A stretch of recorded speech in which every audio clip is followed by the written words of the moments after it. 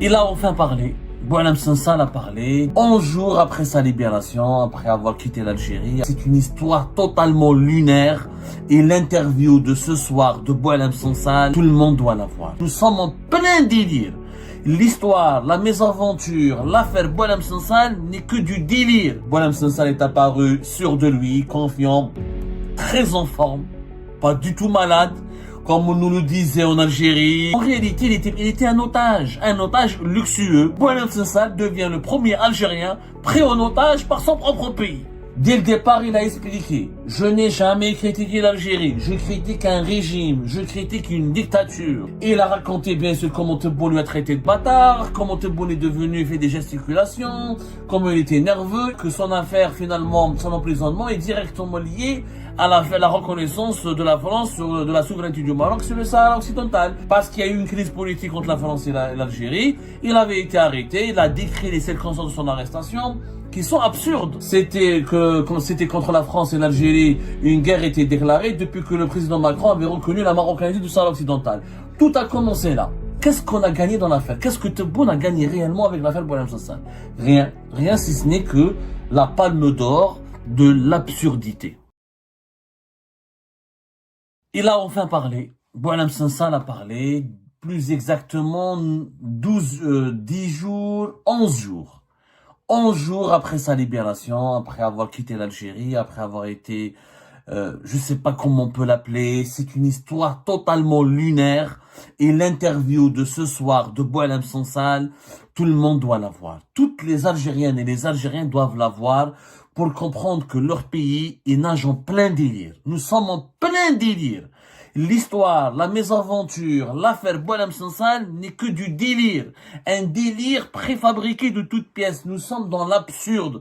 Même Samuel Beckett ou Albert Camus n'auraient pas imaginé une histoire plus absurde que ce que Boualem Sansal avait vécu. C'est une histoire, un récit lunaire. Ce soir, 11 jours après sa libération, après avoir quitté l'Algérie, après avoir été rapatrié en Allemagne alors qu'il est lui-même algérien, rien dans l'histoire de Boualem Sansal n'est logique, ni rationnel, ni compréhensible par la raison ou par la raison, par le bon sens. Rien ne correspond au bon sens, absolument rien. Boualem Sansal était attendu aujourd'hui au JT de 20h de France 2. Il a été interviewé par Laurent Delahousse, qui est l'un des plus grands journalistes et animateurs de la télévision française.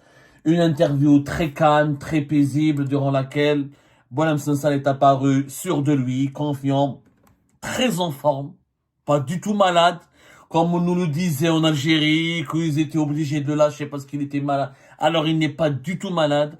Il a même affirmé et reconnu Boualem Sansal dans cette interview qu'il était bien pris en charge, qu'il s'était lié d'amitié avec les professeurs et les médecins qui le soignaient, qu'il était bien encadré. En réalité, il était un otage luxueux. Il était utilisé comme un otage. Il était détenu dans une prison à Koléa, qui n'est pas la pire des prisons en Algérie, comme il le dit lui-même. C'était une prison vivable.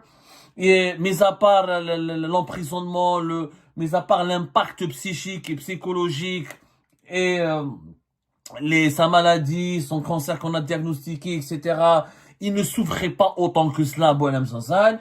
Il était bien traité par le régime algérien, contrairement à beaucoup d'autres détenus politiques, parce que pour le régime Tebboune, Boualem Sansal, c'est une pièce, c'est une monnaie d'échange. C'est une prise d'otage, Boualem Sansal. Boualem Sansal devient le premier Algérien pris en otage par son propre pays, par les autorités de son propre pays. C'est un cas inédit. Ça mériterait un film. C'est vraiment un film ce qui est arrivé à Boualem Sansal. Boualem Sansal a parlé. Je trouve qu'il a beaucoup mûri. J'ai l'impression que cet emprisonnement est un service que le régime lui a rendu. Et je le dis en étant totalement raisonnable. Je ne veux pas faire du buzz ou du sensationnalisme. Au-delà de l'exposition médiatique, de la notoriété, de la célébrité dont jouit aujourd'hui Boualem Sansal à la suite de son incarcération en Algérie, de son instrumentalisation politique par le régime Tebboune, il a aussi mûri intellectuellement. Je l'ai trouvé beaucoup plus lucide. Il a appris ce que c'est que la prison. Il a rencontré des gens. Il peut sortir avec un roman ou un livre extraordinaire sur ce qu'il a vécu en Algérie pendant cette année. Et surtout, durant cette interview qui a été accordée et diffusée par France 2, il a décrit parfaitement la mécanique de la tyrannie absurde dans laquelle aujourd'hui l'Algérie est en train de patauger. Dès le départ, il a expliqué, je n'ai jamais critiqué l'Algérie, je critique un régime, je critique une dictature. Il a dit dans cette émission, il n'a pas dit un mot négatif sur l'Algérie.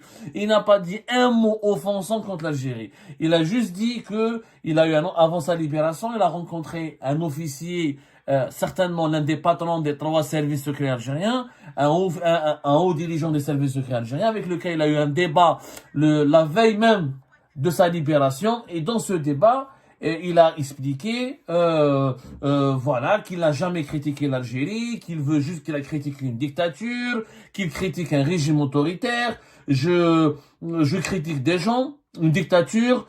Quand on lui a parlé de lignes rouges, il dit qui trace les lignes rouges. Je ne connais pas celles voilà, il reconnaît pas il connaît pas du tout il reconnaît pas les lignes rouges fixées par le régime algérien. Et il dit, je ne connais en termes de lignes rouges, je ne connais que celles posées par la Constitution. Et la Constitution garantit la liberté d'expression. Donc, la veille de sa libération, Boualem Sansal, il a eu la lucidité, le courage de dire à son interlocuteur, il n'y a pas de ligne rouge avec moi. Donc, jusqu'au bout, il était lui-même, il était confiant, parce qu'il savait que, intellectuellement, il allait gagner. Et que, moralement, Boualem Sansal allait gagner ce bras de fer totalement inutile et idiot que Tebboune lui a imposé.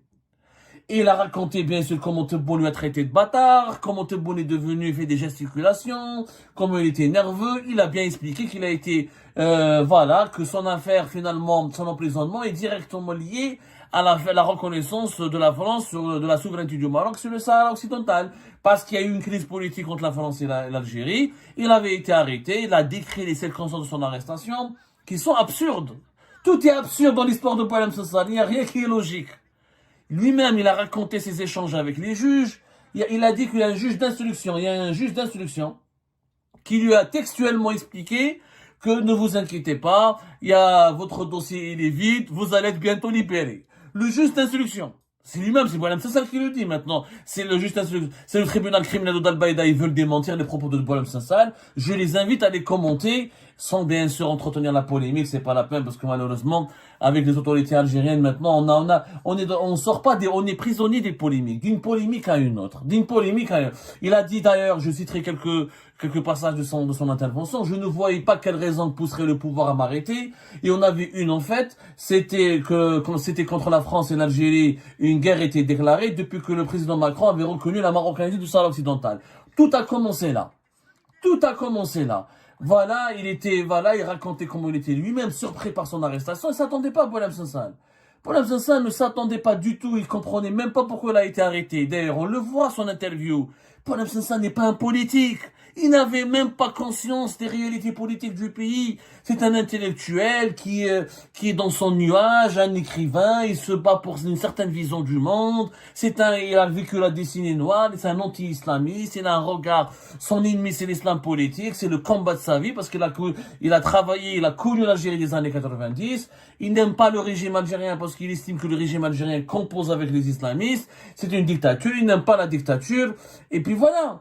Et c'est tout, il n'y a pas eu Boualem Sansal n'est pas un opposant, il n'est même pas un opposant. Il n'a pas d'informations qui pourraient déranger le régime Tebboune, il ne connaît aucun dossier. Il correspond, à son intervention aujourd'hui, il faut la voir, il faut voir cette interview, elle correspond parfaitement à ce que nous avons révélé sur cette affaire. C'est que Boualem Sansal n'avait aucune conscience ni du fonctionnement opaque du régime algérien, ni de ses secrets, ni de ses intrigues, ni de ses combines. Il comprenait même pas pourquoi il a été arrêté. C'est un écrivain, il est contre l'islam politique, il est contre l'islamisme, il est contre le pouvoir algérien, il est contre la dictature algérienne, il est contre le conservatisme religieux de la société algérienne. Et puis voilà, il est ce qu'il est. On peut même dire qu'il est proche de l'athéisme, mon bête. Il ne croit pas à la politique anti-israélienne, il ne croit pas au boycott d'Israël, il pense qu'il faut dialoguer avec les Israéliens. qu'il faut aller voir les Israéliens. C'est ses opinions, c'est libre à lui, c'est sa vie. On met pas quelqu'un en prison parce qu'il est différent de la majorité des Algériennes et des Algériens, parce qu'il pense différemment. Donc, Abdelmajid Tebboune, il a arrêté et incarcéré Boualem Sansal, non pas pour ce qu'il pense, non pas pour ce qu'il est, non pas pour ce qu'il représente, mais juste pour ce qu'il est, pour ce qu'il est, parce qu'il est précieux aux yeux de la France et aux yeux de la classe dirigeante française. Si Boualem Sansal n'avait pas des amis au sein de la classe dirigeante politique française, s'il connaissait pas Rotaillot, Drignancourt, s'il ne connaissait pas Éric Zemmour, Marine Le Pen, c'est Macron, il ne connaissait pas Emmanuel Macron, etc., il n'aurait jamais été arrêté. Boualem Sansal a été uniquement incarcéré par le régime Tebboune pour ce qu'il représente auprès de la France, auprès de sa classe dirigeante. D'ailleurs, Boualem Sansal, il a dit dans cette interview, Bruno Retailleau est mon ami. Il avait reconnu que d'une certaine manière, il a fait son amitié avec Bruno Retailleau lui a causé problème, ça a fait obstacle à sa libération. Mais il a dit que je n'ai même la ligne, même le chef de la diplomatie française qui avait une position moins dure, moins ferme, moins agressive à l'égard du régime algérien que Bruno Retailleau, Jean-Noël Le Barrot lui-même il a été maltraité par le régime algérien, il a été brutalisé par le régime algérien. Donc le régime algérien cherche que des excuses. Il voulait maintenir en détention Boualem Sansal parce qu'il voulait l'utiliser comme un otage pour obtenir quelque chose de la part de la France ou de la part d'une puissance occidentale et européenne. Parce que Boualem Sansal est clairement apprécié par Israël et les Israéliens, il est apprécié par la classe dirigeante française, il est apprécié par les courants les pro-israéliens ou très proches du lobby israélien en Europe, et donc de bonne pensée que ce serait l'otage parfait, qu'avec lui, d'ailleurs Tebboune a eu raison de le faire, il s'est pas trompé, c'était un otage, ça lui a permis de négocier avec les puissances occidentales, sauf que le mode d'emploi il est honteux, il est humiliant, un État qui se rabaisse à pratiquer la politique de la diplomatie de l'otage. Un État, un régime, un président qui pour capter l'intérêt ou capter l'intention des puissances occidentales et européennes, il prend en otage son propre ressortissant. C'est-à-dire que Boualem Sansal n'est même pas français, il est algérien, il est devenu français que depuis peu. D'ailleurs, il assume son algérianité. Il dit que je vais retourner en Algérie. Il dit je veux retourner en Algérie. Il dit même que mon épouse va retourner, j'ai peur qu'on arrête mon épouse, je suis pas libre de mes mots, je suis pas libre de mes mains, je suis pas maître de moi-même, je pense à ma famille, il a même averti Macron, il lui a dit je veux retourner en Algérie. Emmanuel Macron lui a dit s'il te plaît, ne retourne surtout pas en Algérie. Non mais vous voyez, c'est vraiment, Boualem Sansal, il est vraiment naïf. C'est pas quelqu'un qui a vécu une année en prison en Algérie, qui a été persécuté, qui a été traité de bâtard par le président, par le chef de l'État lui-même, dont la réputation a été salie, il a été traîné dans la boue. On a fait des opérations de propagande sur son dos. On l'a accusé d'être le pire ennemi du pays, alors que lui, il n'a qu'une plume, il fait que des livres. Et aujourd'hui, il veut retourner encore en Algérie. Boualem Sansal, il est comme ça. Les gens pensent que Boualem Sansal, il est manipulé par une puissance étrangère pour déstabiliser l'Algérie. C'est pour ça qu'il veut provoquer l'Algérie. Boualem Sansal, c'est un écrivain libre, provocateur. Il appartient à une génération d'Algériennes et d'Algériens, de la génération de l'Algérie socialiste, les esprits progressistes, les esprits émancipés, les intellectuels libres, qui ne croient pas au carcan de la religion, qui ne croient pas au carcan du pouvoir. Ce sont des choses complètement différentes. C'est ça, c'est une Algérie Boualem Sansal, il appartient à une Algérie totalement différente, qui n'a aucune raison, qui n'a aucun lien, ni de près, qui n'est pas comparable à l'Algérie que nous avons connue. Nous avons connu l'Algérie des années 90, l'Algérie du conservatisme religieux, des susceptibilités, des idéologies autoritaires, l'Algérie antiprogressiste, l'Algérie francophobe, l'Algérie israélophobe.